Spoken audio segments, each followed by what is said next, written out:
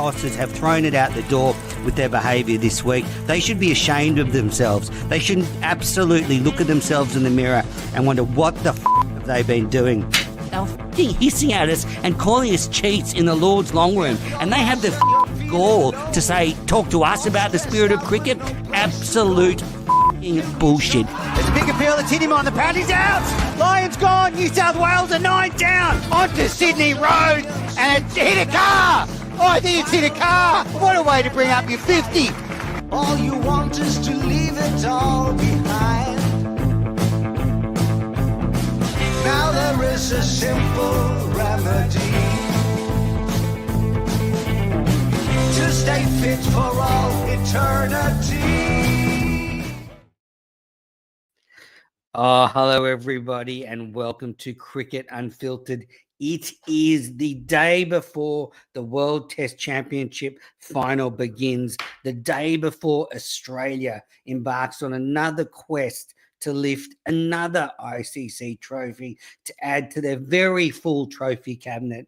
It has the World Test Championship, it has the T20 World Cup, it has numerous 50-over World Cups, it has almost dozens of women's titles, and Australia could add another mighty trophy to that mantelpiece at Lord's in the next few days. This is my solo preview of the final, and I'll be going through the reported team for Australia, discussing some news leading up to the match and having a look at some of our opponents that Australia are going to face at Lord's.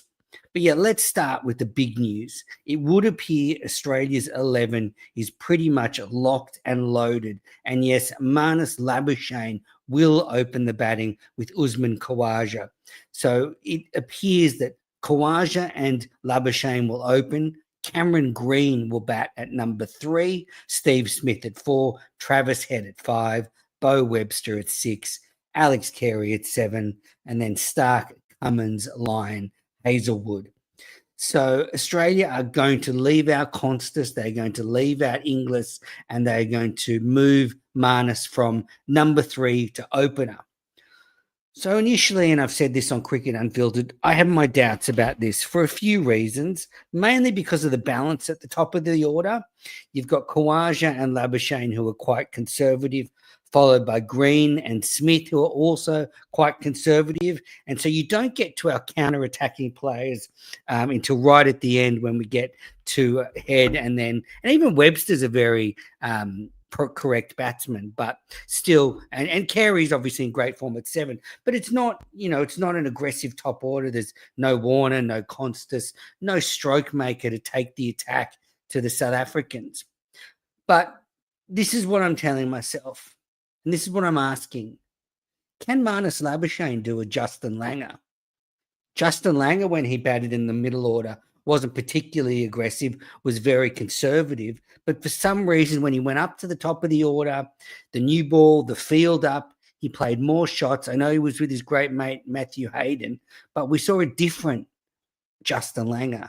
And that's the challenge for Marnus Labuschagne.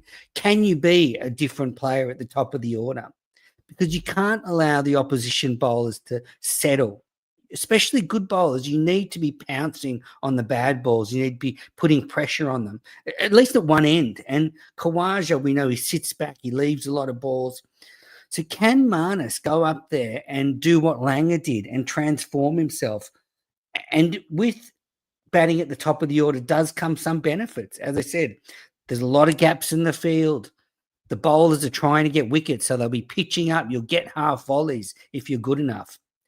So as much as I have my doubts, I would love to see Marnus do well at the top of the order. It does throw a spanner in the works of what you do with, say, Constas or a young opener if Marnus does make the opening spot his own.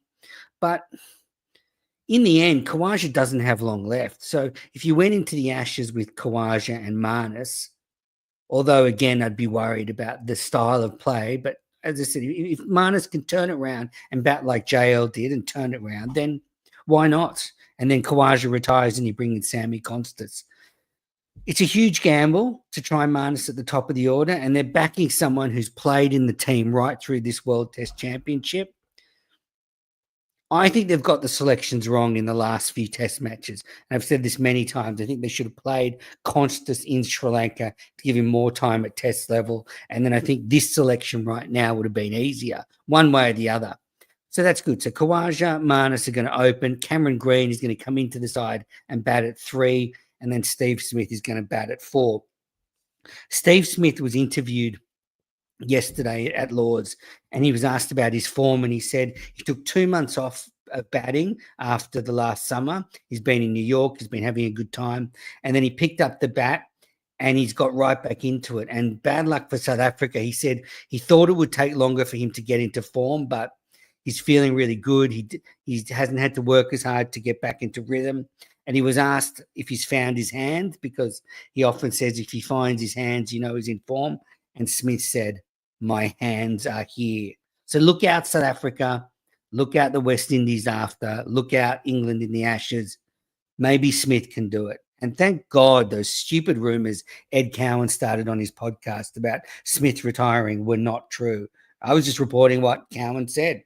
And it sort of, I guess you have to question everything they say on that podcast. No, I'm joking, obviously. I'm joking. Grandstand Cricket Podcast. I do like the show with Ed and Corbin. But yes, scurrilous rumours by Cowan that Smith could retire after this Lord's Test match. It would appear not. It would appear he's playing on. And Smith said, this team's taking it game by game. They're not worried about the Ashes. They want to win the title. They want to win this title and lift the championship at Lord's. This is, for a lot of these test players, this is their World Cup. For players like Khawaja and Lyon and all the other players that don't play in the white ball teams, this is their World Cup. This is their moment. I remember when I spoke to Nathan Lyon about winning the last World Test Championship, he said that was like winning the World Cup for him. So, so much on the line for these teams. And for the Australian bowling attack, I don't even know why I need to say it. Hazelwood, Cummins, Stark, Lyon. Just Boland's never going to overtake Hazelwood. And in fact, I was listening to my good friend Jared Kimber's podcast before. And if you haven't caught it, go and listen to my interview with Jared Kimber from before. And he, like me, just can't believe anyone is even questioning Hazelwood v. Boland as a debate. Hazelwood took his wickets at 13 in 2024 in Test cricket. He played 7 tests, took his wickets at an average of 13. He's just about the world's best Test bowler at the moment. And again, this is just coming out of Victoria. This is SEN, this is Waitley, this is all these people that love Scott Boland because he's a Victorian hero and they're trying to get him in the team. Well, I'm afraid it's not going to be at the expense of Josh Hazelwood. And I don't think Boland's ever going to be picked in front of Hazelwood if Hazelwood's fit. You've almost got a better argument for Boland versus Stark, maybe. But anyway, it has been said, unless there are any injuries, we pretty much know the Australian 11, and we'll see. Will the gamble of Marnus opening work? Let's see, because this could be Marnus's last crack at Test cricket for a while. I don't think his career's over if he gets dropped after this Test match. He's only 30. I think he can come back. But, if he can make runs here, then he'll save his bacon for the Test tour of the West Indies. And we saw it in 50-over cricket in the 2023 World Cup. Marnus, it seemed like every game he played in the 2023 World Cup would be his last game, but they just didn't drop him. And there he was in the final, 50 not out when the winning runs were hit. Maybe he can do the same thing here at Lord's, against South Africa, which, means a lot to him. It's where he was born. He came out here as a young man, but before he came here, there's photos of him, with Sean Pollock and other South African cricketers. So this will mean a lot for him. So that's Australia's team. Before I get to South Africa's team and a few players to watch, just a few things about this World Test Championship final. If you want to watch it, it's on Amazon Prime. So you have to get an Amazon Prime subscription, maybe a free trial. I don't know, but I don't think Amazon Prime is as expensive as some of the other streaming services. So if you're on the fence, maybe look into it. I like Amazon Prime. It's got a lot of good stuff on it, but there's so many streaming services now, and that's the problem, not just for cricket, but for all sports. You look at soccer. On soccer, you need like 5 streaming services to watch a European football season. in Australia now, you've got, so Amazon Prime have this World Test Championship final. After this, 7+ are going to show Major League Cricket in the USA. And then the tour to the West Indies will be on ESPN, the first time they've ever covered an Australian overseas tour. And if you want to watch ESPN, you need either KO, which is now $40 a month, one of the most expensive streaming services, or ESPN is carried on Disney Plus. So that might be a way for a lot of people to see the tour of the West Indies.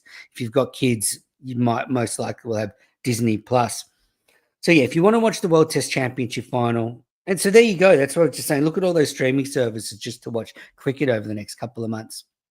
So if you want to watch it, Amazon Prime, and first ball is at 7:30. Thank goodness. So that means if they play the extra half an hour, last ball will be at 3 a.m. local Sydney time. And I'm planning on recording a podcast after that every night. We'll just see how those come out when I've had next to no sleep and been watching the cricket all night. But that's going to be fun. I'm going to enjoy it because hopefully Australia is going to win this game and deliver more glory to the trophy cabinet. And some other things, there is a reserve day for this test match. So it's not basically a 6-day test, but there is a 6th day. And if they lose an hour's play or more, they can make up all that time on the 6th day, up to a full day. So you've got basically 6 days to get 5 full days of play in. And the weather forecast is pretty good. A few showers forecast around, I think, day 2 and 3, but nothing unusual for England. You very rarely get through a test match there without a rain interruption of some kind. So they've got that extra reserve day. So we should get a result. If they don't get a result, it's a shared trophy. I mean, maybe South Africa should just play for the draw. I mean, we know they're going to choke if they go for the win. Maybe they just shut up shop straight away, win the toss, bat for 3.5 days, and just take the shared trophy. That might be their best chance of winning something or beating Australia. Anyway, so that's the situation for the World Test Championship final. 7:30 first ball Wednesday night on Amazon Prime. They've got a 6th day if they need it. I'm going to just go through a few of the players to watch from South Africa and then give my predictions. So everyone's talking about the South African bowling attack. And that's because they have some world-class bowlers, and we'll get to their batters, but they don't really have any world-class batters. But let's start with their bowlers, and definitely Kagiso Rabada will play, and he's played 70 test matches, has 327 test wickets at an average of 22. So he's an all-time great fast bowler. Those figures stack up against the very best. Against Australia, he's taken 49 wickets in 10 games at an average of 23.08. So he is done well against Australia, and he lifts against Australia. In Sandpaper Gate series, he shoulder charged Steve Smith during one of the games and still managed to escape suspension. So he's a passionate lad, and he's probably the player to watch. He's the player that can blow Australia away in a session. And Steve Smith said this: you have to be very careful about the overhead conditions in England. If you're batting at Lords and the sun's out, you can be cruising along, batting, no problem. But then if the clouds come over, it can feel like a totally different game. And that's the thing. Does Rabada get the conditions in his favour for a couple of sessions? Because if he does, that could spell trouble for Australia. Now, definitely Marco Jansen will play, the left-arm quick. He's only played 17 test matches, which has taken 73 wickets at an average of 21.76. He's played 3 test matches against Australia. That was when they toured here. And he had a terrible tour. He took 4 wickets at an average of 50. But those 73 wickets at under 22. So I've just read out 2 fast bowlers taking the wickets and at 22 or under. So that is why you cannot underestimate South Africa, that despite being a patchy test side, they've got match winners here. And then there's a couple of other bowlers that they could pick. Do they go between Lungi Ngidi or Dane Patterson? I was on the Full Quota podcast with Tim and Mumpo, and they seem to think that Ngidi would get the spot. He's played 19 test matches, taken 55 wickets at an average of 23.14. 23.14. 22, 21.76, 23.14. He's played, that's the 3 bowling averages I've read out. So, Australia have got their work cut out for them. Versus Australia, who's taken 7 wickets at just under 30. And I guess his main opponent for the position could be Dane Patterson, who's a bit slower. He's taken 25 test wickets at just over 26. I think they'll go Jansen, Ngidi, Rabada, and then a couple of all-rounders, maybe Vian Mulder or Corbin Bosch. And then the spinner for South Africa is Keshav Maharaj. He's on 198 test wickets after 57 matches, so just 2 short of 200 test wickets. He's taking test wickets at an average of 29.68. And we know he's been effective against Australia in the past. Very underrated finger spinner. And he's also played 7 matches in England and taken 21 wickets. So he's experienced in England. So there's no doubt about it. South Africa have a bowling lineup to be fearful of. But this is where it thins out a bit. Their batting just doesn't have the quality of Australia. And I'm going to read out these stats about the South Africans. But I guess the thing to note is that is the beauty of this one-off match, that although the averages say that Australia has a much better batting lineup, all it takes is 1 or 2 of these South African batters to play the innings of their lives, and maybe South Africa snatch a trophy. Aidan Markram, probably the player to watch with about 45 test matches, averaging 35.71, 700s, 13 50s. Versus Australia, he averages 60, so he's a player to watch. Temba Bavuma, the skipper, he's played 63 test matches, averages a tick under 38, 400s, 24 50s. He's not a player that can win you a game, I think, but he's the player that he could stick with someone who can. If a Stubbs or a Beddingham get going, Bavuma could just stick at the other end and knock the striker out. And against Australia, Bavuma averages 40 with 4 half centuries. So not a bad record against the Aussies. Then a couple of young players to watch for South Africa. Tristan Stubbs, he's played 9 test matches, already has 200s and 150. He's only averaging 33, but he's an aggressive player. He's done well at short form level. You would have seen him in T20 tournaments all around the world. He's a player that can turn a game in a session. And then you've got another young player, David Beddingham. He's played 12 test matches, 100 and 350s. He's averaging just a tick under 34. So you see, when I was reading out the South African bowling averages, they're all exceptional, but the batting averages are all in that mid-30s, which is serviceable for test players, but certainly not when you look at the ilk of Khawaja averaging almost 50 at test level, Smith averaging over 50, Green, Head, all well above 40, their test averages. So that's where South Africa needs someone to step up. And they've got some other players, Duzorzi, the all-rounders, but they'll need someone about it to find something. So I've got a couple of questions here, and then I'm going to give my prediction. Stefan, this is from Stefan Menas. Spare a thought for the Saffers. Once regarded as one of the top test playing nations, the Poms in India got it handed to them by multiple generations of the green and gold. However, the way our politics have had an effect on SA cricket, and we're not even considered one of the big 3 test playing nations anymore.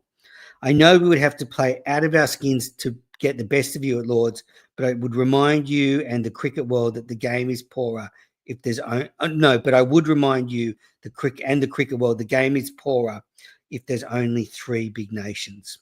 I agree, Stefan, and I think that's why this World Test Championship final is such a great occasion, because South Africa's made it. India and England don't want them there, but they've made it, and it's a great occasion for them. I've never forgotten South Africa, because they were such a competitive team right throughout the 90s when they came back into world cricket in the early 2000s. I certainly don't. And some of the best matches I've ever seen have featured Australia v South Africa. But yes, it is sad the way South Africa have fallen down in a heap. And, I said it in a couple of previews, this would be an amazing moment for South African cricket if they could win the World Test Championship, a country that hardly prioritises Test cricket. They don't even have many home Test matches during the summer. They have signed this contract where they didn't even allow them to send their best test team to New Zealand last year. They have no money, and this win could be a huge boost for them. And I'm not taking that away.